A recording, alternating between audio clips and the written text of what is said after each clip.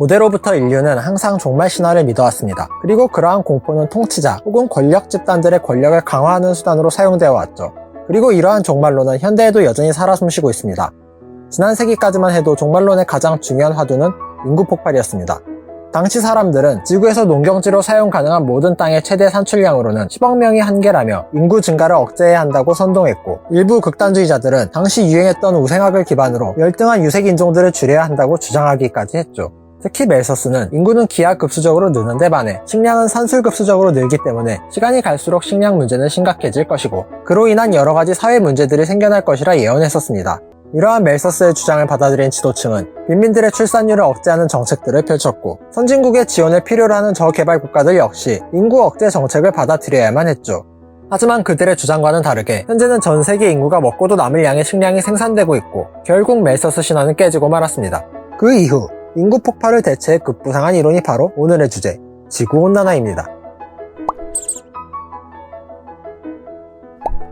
기후변화하며 항상 빠지지 않고 등장하는 친구가 있죠. 바로 북극곰입니다.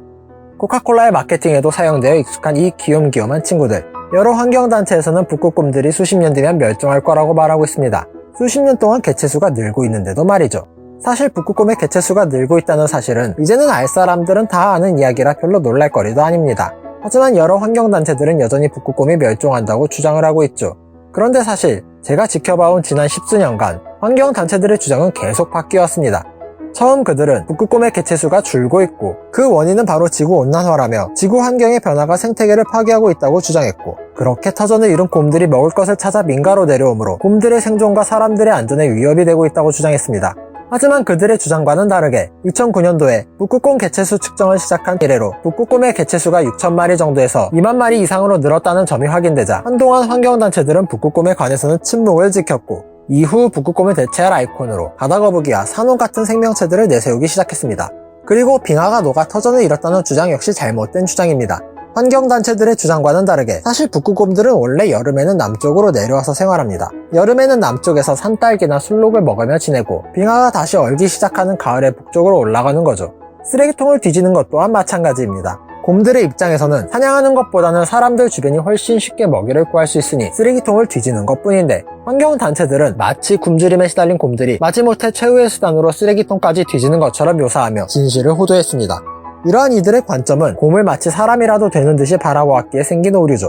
또한 환경단체들과 그들의 주장을 지지하는 과학자들은 2013년이 되면 북극의 여름에는 빙하가 완전히 사라질 것이라며 사람들로 하여금 환경을 지키기 위해 행동할 것을 촉구했으나, 정작 13년도 북극의 여름은 오히려 전년도 대비 빙하가 증가하는 일이 벌어지기도 했었습니다.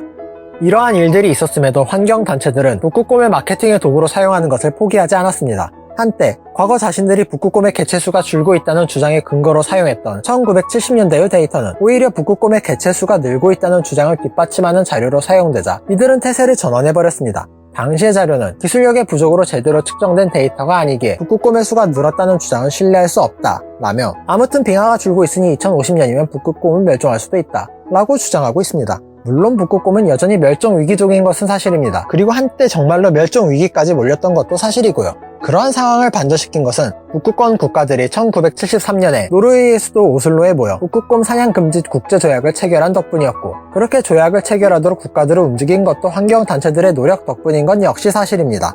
하지만 국제법 발효 이후 북극곰들의 수가 느는 것만 봐도 북극곰이 멸종 위기에 처한 것은 인간의 사냥 때문이지 결코 기후변화가 원인은 아니라는 걸 알 수 있습니다. 현재 환경단체들은 빙하가 줄어들어 물개를 사냥해 먹고 사는 곰들의 생존이 위협받고 있다고 주장하고 있죠. 하지만 곰들은 바보가 아닙니다. 물론 빙하가 줄어들면 물개 사냥이 어려워지는 것은 사실입니다만, 따뜻한 기간이 늘어나면 그만큼 남쪽에서 지내는 기간도 많아질 테니 술록을 사냥할 수도 있고, 또 바다코끼리를 사냥해 먹기도 하면 되니까요. 체급이 몇 배나 차이 나는 바다코끼리는 사냥하기 쉬운 상대는 아닙니다만, 이누이트 베테랑 사냥꾼들의 증언에 따르면 북극곰들은 바다코끼리 사냥을 할 때 종종 도구를 사용한다고 합니다. 해변에 누워 휴식을 취하고 있는 바다코끼리들 주변 절벽으로 올라가 바위나 얼음덩어리를 던져 머리를 내려친 후 내려와서 숨통을 끊는다는 겁니다.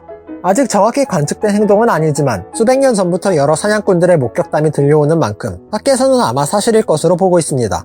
이런 녀석들이 고작 물개 사냥을 못한다고 굶어 죽어 멸종당할 것이라는 주장은 정말 터무니없는 바보 같은 주장일 뿐입니다. 북극곰이 불곰으로부터 분화되어 나온 시기가 언제인지는 확실하게 알려지진 않았지만 최소 15만 년 전에는 분화된 것으로 보고 있습니다. 북극곰이 살아온 지난 시간 동안 북극이 항상 얼음으로 덮여있던 것만은 아니었다는 말이죠. 이미 얼음이 없던 시절을 지나온 북극곰들이 앞으로 다가올 변화에 살아남지 못할 것이라는 전망은 과할 만큼 비관적인 전망이 아닐까요? 지난 몇 년간 바다거북이 같은 새로운 상품으로 눈을 돌렸던 환경단체들은 이전 논리를 그대로 들고 와 북극곰을 다시 판매하기 시작했습니다. 북극곰이 굶주려 죽어가고 있고 그 책임은 전부 너희 때문이라며 말이죠. 이들은 그렇게 사람들에게 죄책감을 심어주고 이 죄악감에서 벗어나는 길은 우리에게 후원하는 것이라며 면죄부를 팔고 있습니다. 이렇게 환경단체들이 사람들에게 후원을 유도할 수 있는 돈이 될 만한 동물만을 선택적으로 보호하는 모습을 보면 이들이 진정으로 애정을 갖고 있는 대상이 무엇인지는 말하지 않아도 명확하지 않을까요?